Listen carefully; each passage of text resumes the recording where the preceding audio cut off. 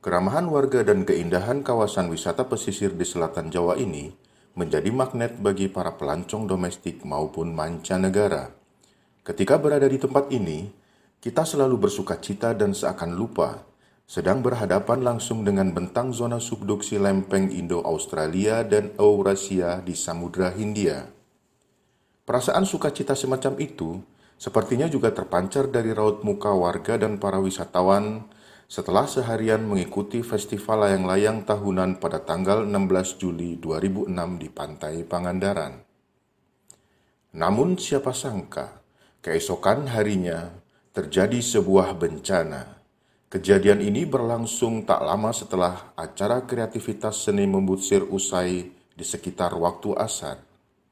Ketika itu, sebagian besar orang masih beraktivitas atau sekedar melepas lelah setelah seharian bekerja di sekitar pantai. Mereka tak menyadari akan datangnya mara bahaya. Rasanya, dalam waktu singkat, suara gemuruh tiba-tiba datang dari arah laut. Gelombang hampir setinggi 6 meter menyapu semua benda yang ada di sekitarnya. Ya, tsunami menghantam sebagian besar pesisir selatan Jawa Barat dan Jawa Tengah. Pangandaran dan Cilacap merupakan area terdampak cukup besar.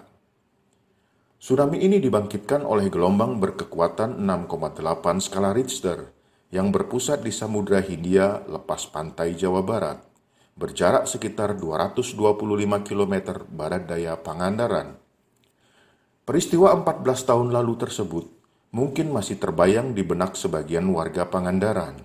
Sejumlah bekas bangunan dan jembatan yang dihantam tsunami seolah menjadi saksi bisu kejadian ini.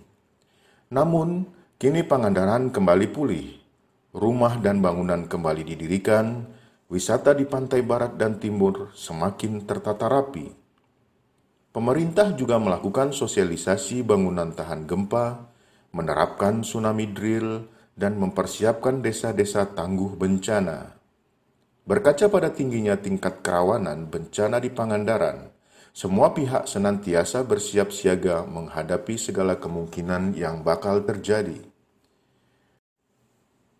Beberapa hasil kajian menunjukkan hampir semua desa di pesisir Pangandaran rentan dan beresiko tsunami, termasuk Desa Babakan yang di dalamnya terdapat PPI Cikidang, Piamari, Politeknik Kelautan Perikanan, serta unit produk pakan ikan mandiri.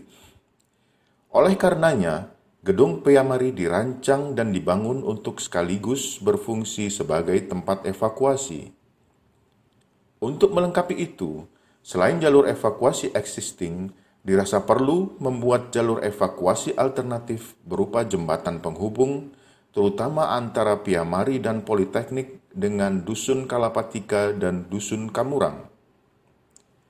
Di bagian lain, sebagai suatu entitas riset, Pangandaran Integrated Aquarium and Marine Research Institute yang disingkat Piamari turut terpanggil untuk memperkuat kesiapsiagaan menghadapi bencana gempa bumi dan tsunami di wilayah pesisir Indonesia, utamanya di Pangandaran.